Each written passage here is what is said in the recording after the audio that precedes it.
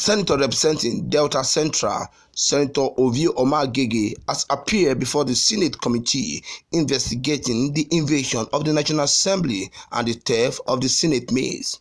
The lawmaker appeared before the committee to answer questions about the recent invasion by alleged hoodlum. During the investigation, the senator insisted that he cannot answer questions from the committee, harping on the fact that the matter is in the court and discussing it will amount to subjudice. As a senator, consistent with the provisions of standing orders, I'm here to inform you that we've gone to court, and the parties of the respondent to the suit that I commenced at the Federal High Court is the Senate of the Federal Republic of Nigeria, the President of the Senate, Senator Bala Ibn Hala. I'm a party there. Of course you are, sir. Along with all the members of the committee, the clerk of the National Assembly, the Attorney General of the Federation, the Inspector General of Police, and the State Security Service. This action was commenced at the Federal High Court on the 21st day of May 2018, and I have for me proof of service to indicate that all of the parties I just enumerated have all been served. If you have not been served, we even have a proof of service in your office. I can make a copy available to you. from my office? Yes. But as a lawyer, you know that service has to be personal. As a lawyer, you should know that. The office of the Deputy Senate Leader. It's not Deputy Senate Leader that was sued, it was Bala Ibn Hala that was sued. From the name you read. Well, like I said, I served your office. I cannot be served in the office, Mr. Omagege, you know this. Well, that becomes a legal matter, I assume, but my position is that the only reason you are chairman here is because you are the Deputy Leader of the Senate. I also happen to be privy to the address of the office, and the bailiff from the court did serve you. But if you've not been served, chairman, I have a copy here for you. I'll graciously make it available. But you cannot serve me, are you a bailiff? I'm not serving you. Okay. I'm making it available to you. The essence is to put you on notice, sir. Okay. Okay. So even if the service, if it's effective, at the very least, make a copy available to you, just to let you know that this matter is subjudice. No.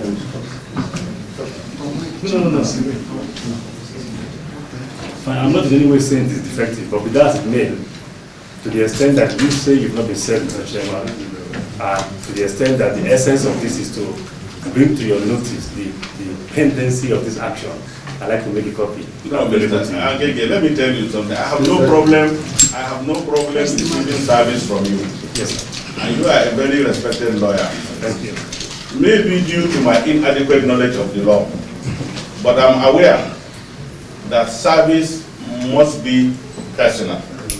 That elementary provision of the law, I think I knew right from my university days. And if you give me the benefit of being one of you, meaning member of the bar, if you are prepared to give me that benefit, then I think I'm in a position to tell you that the service has to be personal. And if we sit down here, we can legally say that we have not been served. I hope you know this. No, absolutely. Yes. Sorry. Yes, no, let me finish. Let me finish first. Let me lay the foundation. Because it's an issue of legality. And then two, as a senator of the Federal Republic of Nigeria, I only hope, and I keep on hoping I am not wrong, that you know that the consequence of this is to open a new chapter in our legal history that will make it impossible for certain institutions of government to perform their function assigned to them by the Constitution by the mere experience of approaching the court. In essence, what I mean is that if one day somebody is not happy with the contents of a budget to be presented before the National Assembly, all he needs to do is to go to court to get an order restraining the National Assembly from sitting. I'm just enumerating the consequence. so that, because me and you have a responsibility to ensure that this democracy works and it works smoothly. And if I have no problem with your action, I have no problem whether I am served or not served. But I think as a colleague, as a friend who is involved in the deepening of our democratic tenets, we should equally gauge the consequence of our action. I will, on my professional position, respect the fact that you are a lawyer, accept the fact that you have gone to court. I have equally read it on the paper that you have gone to court, but I have not been served. Just to put records straight that I have not been served. Accept your own copy, not as service, but for the purpose of putting records to sustain whatever action we take after that. If you don't have problem with that, I'm ready to take. The Senate has set a standard. What was done to you in the beginning, you went to court and got an injunction. Not just the Senate, but people like me individually advocated that the Senate should respect the verdict of the court, which was very unusual in this country. Parties violate court orders, the executive arms violate court orders, but the Senate has set a precedent for that. On this issue, being invited to explain what your rules are and what you have not done, how many of us are here? What you say here will be part of your history. To stop this, you have the constitutional right to do that, to go to court and ask court for an injunction. But for me, I think you should know that you are part of Nigerian history by the actions you have taken. Yeah, I just want to us to look at section 62 of the Nigerian Constitution as an end of it. It states that the Senate or the House of Representatives may appoint a committee of its members for such special or general purpose as it is in the opinion, as it in its opinion will be better regulated and managed by means of such a committee and may by resolution, regulation or otherwise, as it takes fit, delegate any functions exercisable by it by such committees. So, Mr. Chairman, as co-chairman of this committee, the Constitution did not give any provisions about stopping our processes by any legal means. That is, we quoted the various orders of the various houses. I think looking at the Constitution and the provisions of the Constitution, we should proceed with this assignment. In his submission, this Commissioner of Police in charge of monitoring, Abu Sani, faulted the internal security apparatus attached to the National Assembly, who claimed that the video evidence from the CCTV camera was not available. What I'm going to understand that may probably affect to strengthen the investigation was some of the lapses that are observed within the operations, security operations within the National Assembly.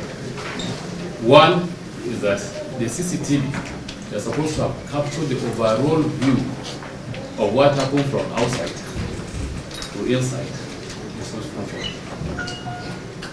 That would have solved the denial of some of these suspects, as well as whoever was alleged to have brought them on this matter, or on the incident that happened, to have been resolved. Because we will have seen how they came into the National Assembly, where they parked their vehicle, who are those that came up with the vehicle before they now moved it. All the interventions on the road before going to the Hello Chamber would have been on video, and we would have assessed and then corroborate whatever evidences we had to strengthen the case if it finally goes on prosecution. But we made that observation. Second aspect is that the internal security of the Hello Chamber were left in the hands of the sergeant at arms, which ordinarily, for avoidance of this type of situation, at least there should be other security outfits that can be enforced them immediately when there is. The committee chairman, however, charged the police to unravel the local factor that led to invasion and also lay recommendation to ensure that such never happen again at both ends of the two chambers. In April 18, 2018, the Delta lawmaker allegedly brought in talk to remove the mace during the plenary session. From National Assembly, Abuja, Nigeria, Muyiwa Bamdele reporting.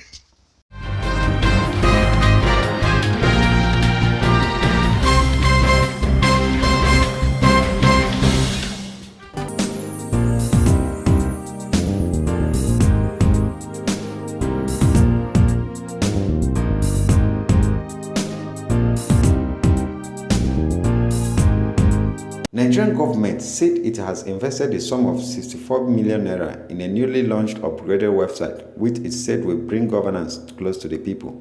Secretary of Government of the Federation, Boss Mustafa, who stated this in Abuja, said the upgraded website would enable members of the public request for information from government, present ideas, lodge complaints, and get response from government. The portal will allow citizens to carry out the following activities. One, they will request for information from government on the website. 2, submit any idea that will help in governance issues to the government. 3, lodge complaints whenever the situation arises to the government. And government will have an opportunity to respond to those complaints all on the website. They can also, through the e-participation, citizens can report issues to government that needs government's attention, not only complaints, but relevant issues in different areas of governance that will require the participation or the response of government.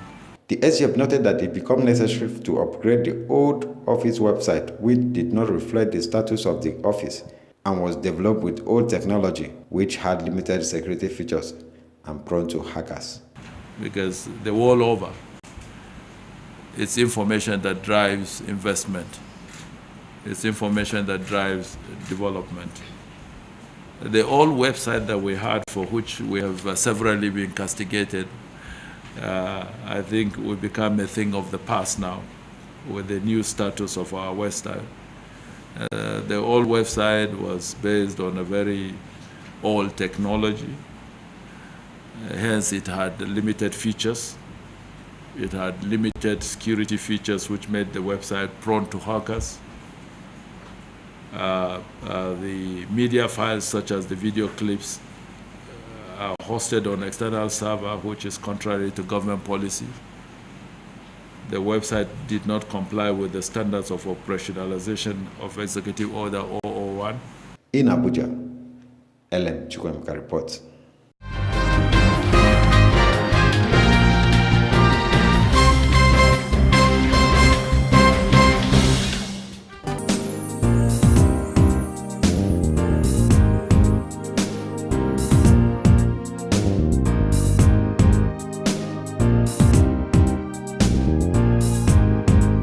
Breaches in the extant laws guiding the civil service, especially in the Public Procurement Act, may have compelled the Minister of Education, Malam Adamu Adamu, to summon heads of parastatals and board chairmen under the Ministry of Education. Permanent Secretary, Ministry of Education, Sonny Echano, set the tone of the meeting when he gave hints that the chief executives were summoned over observed flaws in the civil service extant laws, particularly discipline, reporting standard, tenure of appointment, among other issues. It is a forum created to foster understanding, cooperation between the board and the management of our various parastatals in the sector. You'll be listening to things that you should be familiar with already, but essentially, as we always say, in public office, because of the changes that occur from time to time, it is imperative that we keep people abreast. Although the convener of the meeting, Adamu Adamu, was not physically present, as he was said to be on an official trip outside the country with some other chief executives of NUC and TED Fund. Minister of State for Education, Anthony Anwoka, who stood in for the minister, frowned at the needless friction between members of the governing board and management of the institution they govern. The session will avail you of the necessary tools to excel in your new positions. You will agree with me that we are here for more serious business than my continued remarks can provide. Once again, I said to you, you are most welcome to this event. And it is now my privilege to declare this workshop with the grace of God open. The meeting had its theme, Administration of Leadership and Financial Management. In Abuja, LM Chukwemeka reports.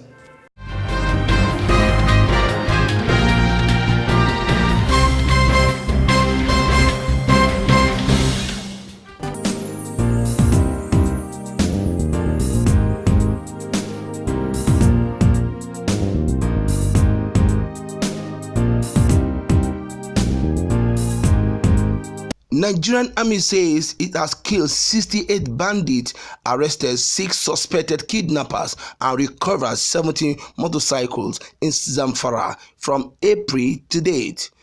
One Army Brigade Command Sokoto Brigadier General Udegbala Kennedy disclosed this while handing over the suspected kidnapper to the State Commissioner of Police, Kenneth Ebrisom, at the State Police Headquarters, Gashua, in Zamfara State. The bandit attacked Birane and Bawadaji village in the Ankwa and Zumi local government area of the state in February and April this year, which led to the death of 64 persons. Kennedy said Nigerian Army and other security agencies commenced clearance operation to flush out all the bandits and curtail the banditry activities in the state. Responding, Ebrisom attributed the success recorded to collaborative effort among all the security agencies in fighting insecurity in the state. He assured the residents that security agencies will continue to do their best to ensure that they fish out kidnappers, cattle rustlers, and other criminals in order to maintain peace and stability in the state.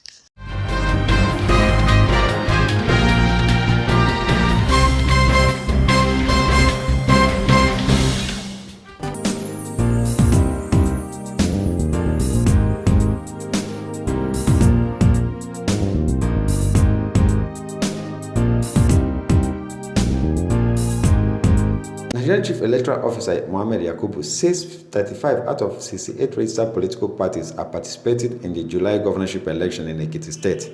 Yakubu disclosed it in an interview with newsmen shortly after hosting a delegation of female parliamentarians in West Africa. So the nomination has closed and 35 parties are fielding candidates for the governorship election in July. But yesterday also we closed nominations, submission of nominations by political parties for the Ibarapa by-election in Oyo State, caused by the death of Makila Bayomi, the former speaker. And 7 political parties filed in nominations by the close of nomination yesterday.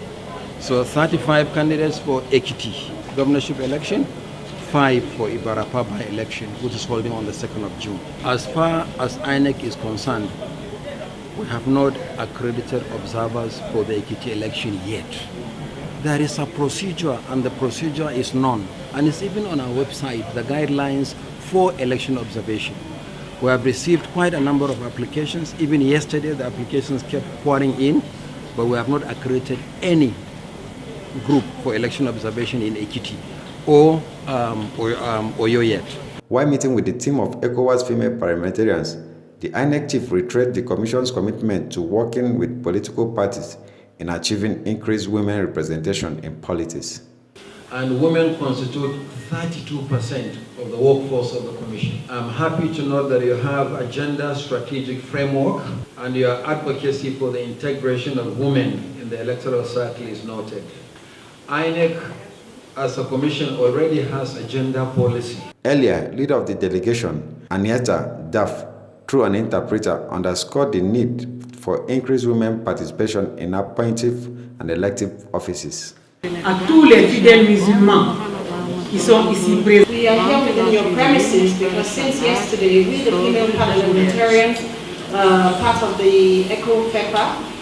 Since yesterday had had several deliberations, and we are here to present ourselves and talk about what we've been discussing at the Parliament concerning the involvement of women. The visiting team was at the INEC headquarters to formally present ECOWAS's publication on Gender and Election Strategy Framework and Action Plan. In Abuja, LM Chugomika reports.